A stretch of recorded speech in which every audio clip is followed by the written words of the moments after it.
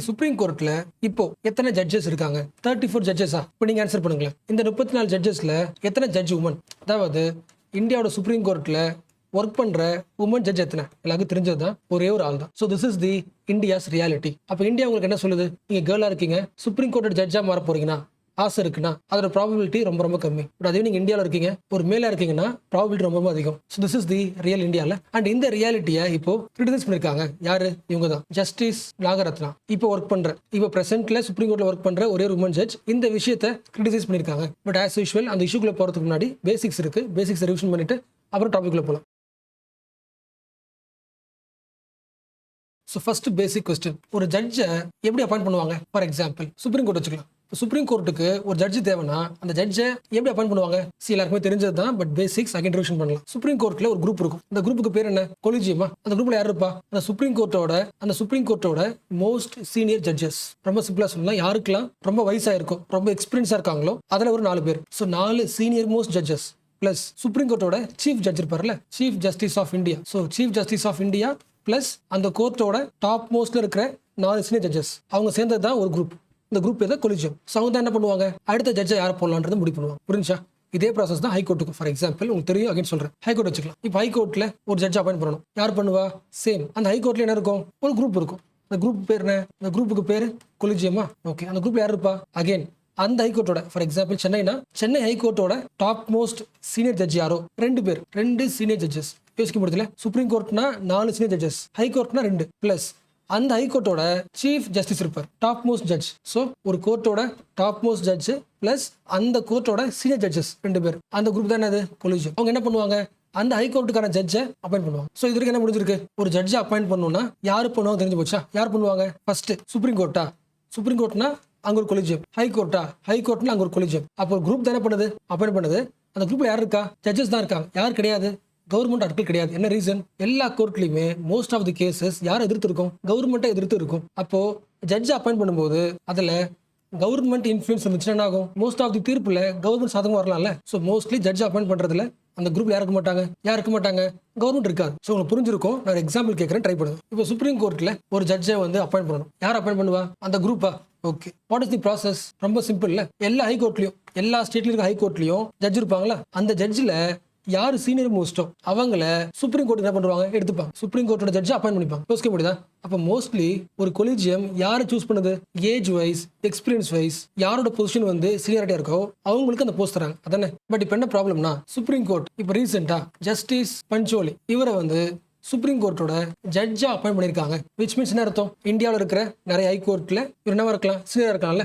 அதுக்கு ரூல்ஸ் கிடையாது. மேக்ஸிமம் இப்படிதான் பண்ணும். ஒரு 4 விஷயத்தை பார்க்கும். ஃபர்ஸ்ட் யாரு வந்து சீனியரோ எக்ஸ்பீரியன்ஸ்ல அதிகமாக இருக்காங்களோ, யாருக்கு வந்து மெரிட்டா இருக்காங்களோ, குவாலிட்டியா இருக்காங்களோ, யாரு பேர்ல எந்த பிரச்சனையும் இல்லை, ஹானஸ்டா ஒர்க் பண்றாங்களோ, இது எல்லாத்தையும் பார்க்கும். பிளஸ் ஆல்சோ என்ன பார்க்கும்? டைவர்சிட்டி பார்க்கும். ஃபார் எக்ஸாம்பிள் நார்த் ஈஸ்ட்ல இருந்து இது வரைக்கும் ஜட்ஜே வரலன்னா அண்ட் சீனியராக இருக்காங்கன்னா அவங்க யூஸ் பண்ணலாம். யோசிக்க முடியுதா? 2 பேர், இவரும் சீனியர் ஜட்ஜ், இவரு சீனியர் ஜட்ஜ், 2 பேரும் ஒரே வயசு. பட் இவர் வந்து Gujarat judge, Gujarat high court judge. இவர் வந்து நார்த் ஈஸ்ட் பர்சன், நார்த் ஈஸ்ட்ல பிறந்து ஜட்ஜா வந்தவர். யார் எடுக்கலாம்? இவர் எடுக்கலாம்ல. ஏன்னா சுப்ரீம் கோர்ட்ல, ஏன்னா உங்களுக்கு தெரியும் சுப்ரீம் கோர்ட்ன்றது முக்கியமான பிளேஸ். அந்த இடத்துக்கு அங்க ஜட்ஜா வர்றதுக்கு எல்லாருக்கும் சான்ஸ் தரணும்ல. அப்ப எதையும் பாக்குது கொலிஜியம்? டைவர்சிட்டியும் பார்க்கும். உங்களுக்கு புரிஞ்சுல? கொலிஜியம்க்கு வந்து ரூல்ஸ் கிடையாது. மோஸ்ட்லி அவங்க யோசிக்கிறது தான். பட் யோசிக்கிறதுக்கு ஒரு பேட்டர்ன் இருக்கும். அதுல பேசிக் பேட்டர்ன் 3 விஷயம்: எக்ஸ்பீரியன்ஸ் பார்க்கும், மெரிட்டை பார்க்கும், அவங்களோட குவாலிட்டியை பார்க்கும், அண்ட் ஆல்சோ டைவர்சிட்டியும் பார்க்கலாம். அப்படி பார்க்கும்போது இப்ப சுப்ரீம் கோர்ட்டுக்கு வந்த ஜஸ்டிஸ் பஞ்சோலி இவரோட சீனியாரிட்டி ரேங்கிங் வந்து எக்ஸ்பீரியன்ஸ் வைஸ் 57வது பிளேஸ்ல இருக்காரு. அப்ப இவருக்கு முன்னாடி seniority wise, merit wise 56 judge இருக்காங்க. அப்ப இத்தனை பேரை சூஸ் பண்ணாம இவங்களை கிராஸ் பண்ணிட்டு இவரை சூஸ் பண்றாங்கன்னா ரீசன் இருக்கும்ல. What is the reason? யார் கேள்வி கேட்டிருக்கா? சுப்ரீம் கோர்ட்டோட ஒரு ஜட்ஜே கேள்வி கேட்டிருக்காங்க, Nagarathnam, woman judge in supreme court. அவங்க கேட்டது ரொம்ப சிம்பிள் கொஸ்டின். சுப்ரீம் கோர்ட்டோட கொலிஜியம் வந்து ஒரு ஆளை சூஸ் பண்ணுச்சுன்னா ரொம்ப கேர்ஃபுல்லா சூஸ் பண்ணணும். கேர்ஃபுல்லா அர்த்தம், யாருக்கு அதிகமான மெரிட் இருக்கோ, சீனியாரிட்டி இருக்கோ, குவாலிட்டி இருக்கோ அவங்களை சூஸ் பண்ண வேண்டியது கட்டாயம். என்ன ரீசன்? சுப்ரீம் கோர்ட் ஜட்ஜா மாறிட்டீங்கன்னா ரிட்டையர் ஆகிறதுக்குள்ள கண்டிப்பா நீங்க இந்த இந்தியாவோட chief justice of India highest ஜட்ஜா மாட்டுவீங்க. அதுக்கான சான்ஸ் இருக்கு, அந்த போஸ்ட் இருக்கு. அப்ப அந்த போஸ்ட்டுக்கு சரியான ஆள் அனுப்பணும். பட் இப்போ நீங்க அப்பாயிண்ட் பண்ணதை பார்த்தனா ஃபர்ஸ்ட் பாயிண்ட் சீனியாரிட்டியும் இல்ல, 57வது இடம். 2வது வழக்கமாக ப்ரொசீஜர் இருக்கு. ஜஸ்டிஸ் பஞ்சோலி இருக்காங்கல்ல, அவரை ஒரு கோர்ட்ல இருந்து இன்னொரு கோர்ட்டுக்கு டிரான்ஸ்ஃபர் பண்ணிருக்காங்க. இந்த இஷ்யூவை பார்க்கணும். இது ஒரு முக்கியமான இஷ்யூ. அதாவது சம்டைம்ஸ் ஜட்ஜஸ் தப்பு பண்ணாங்கன்னா அவங்க என்ன தப்பு பண்ணாங்க, என்ன ரீசன் தப்பு பண்ணாங்கன்றது வெளியே தெரியாது. அந்த கோர்ட்டை முடிவு பண்ணிக்கும். பட் பனிஷ் பண்றதுக்கு என்ன பண்ணுவாங்கன்னா ட்ரான்ஸ்ஃபர் தான் பண்ணுவாங்க. ட்ரான்ஸ்ஃபர் பண்ணுறது தான் பனிஷ்மெண்ட். பஞ்சுவலியோட குவாலிட்டி இருக்குல்ல, அவரோட இன்டெகிரிட்டி கொஸ்டின்ல இருக்கு ஆல்ரெடி. இவ்வளோ ட்ரான்ஸ்ஃபர் பண்ணியிருக்காங்க, எந்த ரீசன் ட்ரான்ஸ்ஃபர் பண்ணாங்க அதாச்சும் சொல்லுங்க. யோசிக்க முடியுதா? அப்போ ஒரு ஜட்ஜ் அப்பாயிண்ட் பண்ணும்போது எதை மட்டும் பார்க்கல, சீனியாரிட்டி மட்டும் பார்க்கல, குவாலிட்டி பார்க்கல, எக்ஸ்பீரியன்ஸ் பார்க்கல, அண்ட் ஆல்சோ இன்டெகிரிட்டி பார்க்குறாங்க. அப்போ இன்டெகிரிட்டி எப்படி இருக்கு? டவுட்ஃபுல்லாக இருக்கு. இது ஒன்று. மூணாவது, அதாவது ஜஸ்டிஸ் பஞ்சுவலி அப்பாயின்மெண்ட்ல இருக்கிற டிசென்ட் என்ன ரீசனால தப்புன்னு சொல்றாங்க. இவர் அப்பாயிண்ட் பண்ணது சுப்ரீம் கோர்ட்டோட கொலிஜியமா இருந்தாலும் இன்னும் ஒரு ரூல்ஸ் இருக்கு. அதாவது வழக்கமான ரூல்ஸ். பஞ்சுவலி இப்போ யாரு? சுப்ரீம் கோர்ட்டோட ஜட்ஜா மாட்டாரா? இதுக்கு முன்னாடி எங்க ஒர்க் பண்ணாரு? குஜராத்தோட ஹைகோர்ட்டோட ஜட்ஜ் இவர். அப்போ குஜராத் ஹைகோர்ட்ல ஒர்க் பண்ண ஒரு ஜட்ஜ் என்ன பண்றோம்? இப்ப சுப்ரீம் கோர்ட்டு கூப்பிட்டுக்கிறோம். அப்போ கூப்பிடுறதுக்கு முன்னாடி, அப்பாயிண்ட் பண்றதுக்கு முன்னாடி சுப்ரீம் கோர்ட் கேம்பஸ்ல யாராவது இந்த கோர்ட் ஒர்க் பண்ணிருக்கீங்களா, குஜராத் கோர்ட் ஒர்க் பண்ணிருக்கீங்களா, ஒர்க் பண்ணும்போது இவரோட கேரக்டர் எப்படி இருக்கு அதை பத்தி கன்சல்டேஷன் வாங்கலாம். யார் வாங்கலாம்? கொலிஜியம். ஸோ கொலிஜியம்ல இருக்கிற சீனியர் ஜட்ஜஸ் அவங்க தான் முடிவு பண்றாங்க, அப்பாயிண்ட் பண்றாங்க. பட் என்ன பண்ணலாம்? சுப்ரீம் கோர்ட்ல இருக்கிற மற்ற சீனியர் ஜட்ஜஸ் யாராவது அந்த புதுசா வரப்போற ஜட்ஜ் ஒர்க் பண்ண இடத்துல ஒர்க் பண்ணிருக்காங்களா, அவங்களோட கன்சல்டேஷன் வாங்கிக்கலாம். பட் இந்த ப்ராசஸ்ல அந்த கன்சல்டேஷனும் வாங்கல. மூணாவது, ஆல்ரெடி குஜராத்தோட ஹைகோர்ட்ல இருந்து 2 ஜட்ஜை அப்பாயிண்ட் பண்ணியாச்சு சுப்ரீம் கோர்ட். இப்போ மூணாவது ஒரு ஆள் எங்க வராங்க? குஜராத் ஹைகோர்ட்ல இருந்து சுப்ரீம் கோர்ட்டுக்கு வராங்க, மூணாவது ஜட்ஜஸ். அப்போ டைவர்சிட்டியே பார்க்கலையா? இது அடுத்த கொஸ்டின். அப்போ சீனியாரிட்டியும் பார்க்கல, டைவர்சிட்டியும் பார்க்கல, விச் மீன்ஸ் கொலிஜியம் மேல ஒரு கிரெடிபிலிட்டி குறையுது.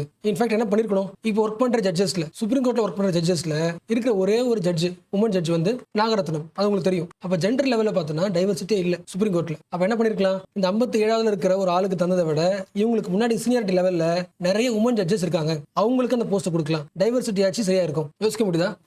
சுப்ரீம் கோர்ட்ல உமன் ஜட்ஜே இல்லைன்னா எங்க ஆள் வர மாட்டாங்க? சீஃப் ஜஸ்டிஸ் ஆஃப் இந்தியாவா உமன் வர மாட்டாங்க. இவங்க இருக்காங்களே ஜஸ்டிஸ் நாகரத்னம், இவங்களுக்கு ஒரு சான்ஸ் இருக்கு. இப்போ சுப்ரீம் கோர்ட்ல அப்பாயிண்ட் பண்ணி போனதுனால, ஜட்ஜா இருக்கிறதுனால 2027 என்ன ஆகலாம்? சீனியர் மோஸ்ட் ஆகும்போது சிஜே ஒர்க் பண்ண முடியும். எத்தனை நாள் ஒர்க் பண்ண முடியும் கரெக்டா தெரியல. மேக்ஸிமம் 1 மாசம் 2 மாசம் ஒர்க் பண்ண முடியும். அவ்வளவுதான் டைம் இருக்கு. அவ்வளவு டைம் இருக்கு. ரிட்டையர்மெண்ட் ஏஜ் இருக்குல்ல. எஸ். அப்ப என்ன பண்ணலாம்? இன்னும் உமன் ஜட்ஜஸ் அப்பாயிண்ட் பண்ணலாம், சீனியாரிட்டியை ரெப்ரசென்ட் பண்ணலாம். இல்லைன்னா என்ன ரீசனுக்கு அப்பாயிண்ட் பண்ணிங்கன்றத டிரான்ஸ்பரன்சி சொல்லலாம். சொல்லலாம் ஓகே இல்ல. அண்ட் அகைன் இப்போ ஃபர்ஸ்ட் பார்த்தோம்ல, இப்போ அகைன் பார்க்கலாம். இப்போ பிரசன்ட்ல சுப்ரீம் கோர்ட்ல எத்தனை உமன் ஜட்ஜ்? ஒண்ணா? இது இப்போ இருக்கிற ஸ்டேட்டஸா இல்ல எப்ப இருந்து இப்படிதான் இருக்கா? உங்களுக்கு தெரிஞ்சதுதான் 1950 இருந்து இப்போ வரைக்கும் பார்த்தனா 2025 வரைக்கும் பார்த்தீங்கன்னா இந்த 75 வருஷத்துல வெறும் 11 ஜட்ஜஸ் மட்டும்தான் சுப்ரீம் கோர்ட்ல ஒர்க் பண்ணிருக்காங்க ஜட்ஜா. இல்ல எப்படி கம்பேர் பண்ணுங்க? 1950 இருந்து இப்போ வரைக்கும் சுப்ரீம் கோர்ட்ல ஜட்ஜா இருந்தவங்க 287 பேர். இதுல உமன் பார்ட்டிசிபேஷன் வெறும் 11 பேர். which means 3.8% தான். அப்போ 3.8% தான். which means இந்தியாவோட 50% பாப்புலேஷனுக்கு சுப்ரீம் கோர்ட்ல போறதுக்கு, ஜட்ஜா போறதுக்கான ப்ராபபிலிட்டி ரொம்ப ரொம்ப கம்மி. மேபி இந்த பாயிண்ட் தெரிஞ்சுக்கணும். நீங்க ஃபேக்ட் தான் பட் தெரிஞ்சுக்கணும். 1950 இருந்து 2025 இந்த ஃபுல் டிஸ்டன்ஸ் கேப்ல சுப்ரீம் கோர்ட்ல ஒர்க் பண்ணது 11 உமன் ஜட்ஜா. இந்த இயர்ஸ்ல இப்போ கொஞ்சம் ரீசெண்டா 2021 தான் என்ன பண்ணாங்கன்னா ஒரே டைம்ல 3 உமன் ஜட்ஜை அப்பாயிண்ட் பண்ணாங்க. அப்ப இருந்த கொலிஜியம், அப்ப இருந்த சுப்ரீம் கோர்ட்டோட கொலிஜியம். 2021 சிஜே யாரு? ரமணா.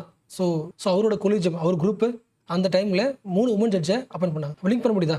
2021 முன்னாடிலாம் 1950 இருந்து 2020 வரைக்கும் எத்தனை பேர்? 8 பேர் தான். அப்ப இப்படி யோசிங்க, மொத்தமே 11 பேர் தான். அந்த 11 பேர்ல எத்தனை பேர் மைனாரிட்டி இருப்பாங்க? ஒரே ஒரு ஆள், பாத்திமா பிவி. இன்ஃபேக்ட் சொல்லணும்னா இந்தியாவோட சுப்ரீம் கோர்ட்டோட ஃபர்ஸ்ட் உமன் ஜட்ஜ் இவங்க தான். லிங்க் பண்ண முடியுதா? அகைன் சொல்றேன். சம்டைம்ஸ் டேட்டா வந்து உங்களுக்கு ஒரு பிக்சர் தரும். 1950, 2025 இந்த டைம் லைன்ல எந்த இயர் முக்கியம்? 2021 முக்கியம்.